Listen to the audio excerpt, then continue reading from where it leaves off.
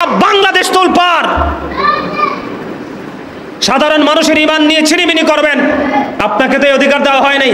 আপনি যেই দলের থেকে মন চায় সেই দল থেকে আপনি রাজনীতি করেন, এটা আপনার ব্যক্তি স্বাধীনতা, ঠিক কিনা বলেন? ইমাম সাহেব কি বক্তব্য দিবে একজন পার্সনকে জিজ্ঞেস করে? কথা বলেন, ছাড়লেন কেন ওনাকে? ওনাকে ছাড়লেন কেন? ওনার কাছ থেকে কৈফিয়ত নিলেন না কেন আপনারা? এত বড় দুঃসাহস কিভাবে দেখে? ওর বাড়ি কই?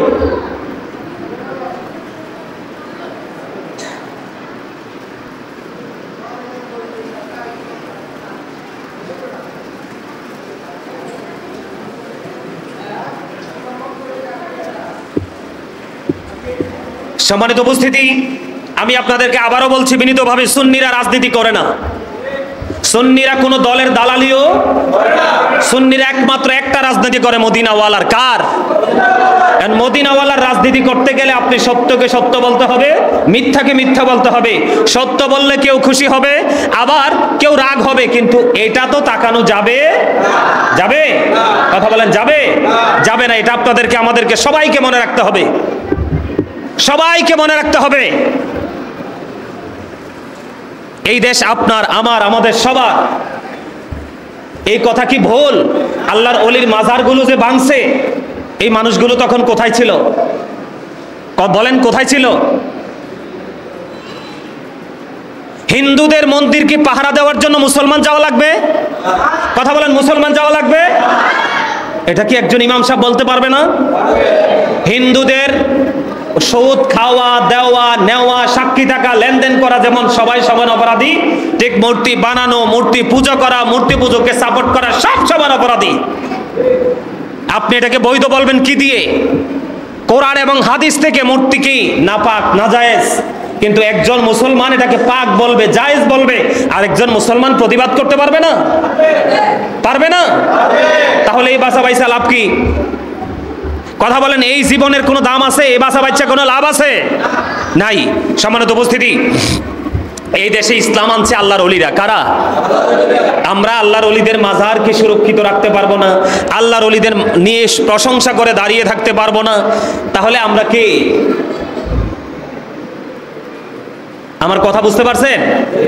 সবাইকে আমরা আহলে সুন্নাত ওয়াল জামাত আদি থেকে এই পর্যন্ত, সাহাবাই কেরাম থেকে এই পর্যন্ত কেউ রাজনীতির সাথে যুক্ত নাই। কেউ রাজনীতি করে না। করে?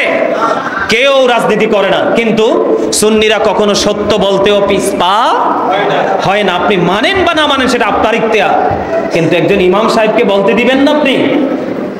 কথা বলেন, দিবেন কি দিবেন না? আপনাদের এখানে সুদের ওয়াজ হবে, ঘুষের ওয়াজ হবে, কত রকমের ওয়াজ হবে। এখন কেউ কিন্তু রাগ হবে। রাগ হইলে কি ইমাম সাহেবের উপর চড়াও হইয়া কি মাইক বন্ধ করে দিতে পারবেন? কথা বলেন, পারবেন? আপনি আজকে হয়তো খারাপ লাগবে, 1 বছর পরে, 6 মাস পরে হয়তোবা আপনার এই ওয়াজটা আপনার ব্রেইনে কি আছে? সেটআপ আছে। কি আছে? ব্রেইনে কি আছে? সেটআপ আছে। আপনার ব্রেইনে এটা রেডি করে রাখছেন। আপনি কি করে রাখছেন? কিন্তু 6 মাস পরে আপনি কি করতে পারবেন? এটা মানতে পারবেন? কি করতে পারবেন? এই এই আপনারা কোথায় যান? এই সবাই বসেন।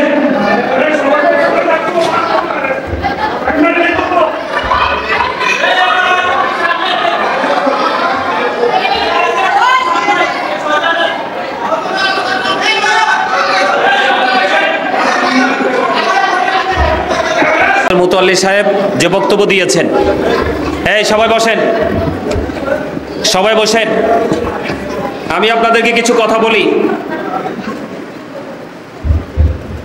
আপনারা সবাই বসেন, সবাই বসেন, কারণ আমাদের আজানের সময় হয়ে যাচ্ছে।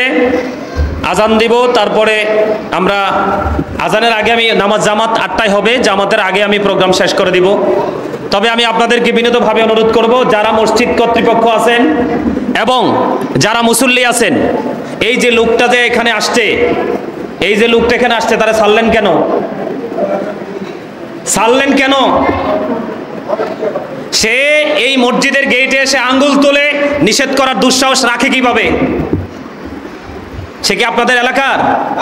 এই মসজিদের মুতাল্লি সাহেব, সভাপতি সাহেব, যারা দায়িত্বশীল আছে, তাদের অনুমতি নিছে? কথা বলেন, নিছে? এখানে কোনো রাজনীতির আলোচনা হয়েছে?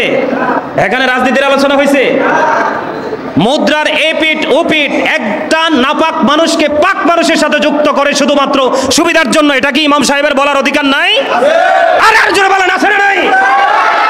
আমরা মূর্খার মতো থাকতে থাকতে আজকে অবস্থা। এই লোকের বাড়ি কোথায়, ওরা ধরে আনেন। আমি কুমিল্লার সন্তান, আমি রংপুর পাবনা বগুড়ার ছেলে না। এত বড় দুঃসাহস দেখায় কি করে? মসজিদের ভিতরে সেই ইমাম সাহেবের দিকে আঙ্গুল তুলে কথা বলে। আপনারা ওরে ছাড়লেন কেন? কথা বলেন না কেন? আপনারা সবাই এখানে মুসল্লিরা আছেন না? সারা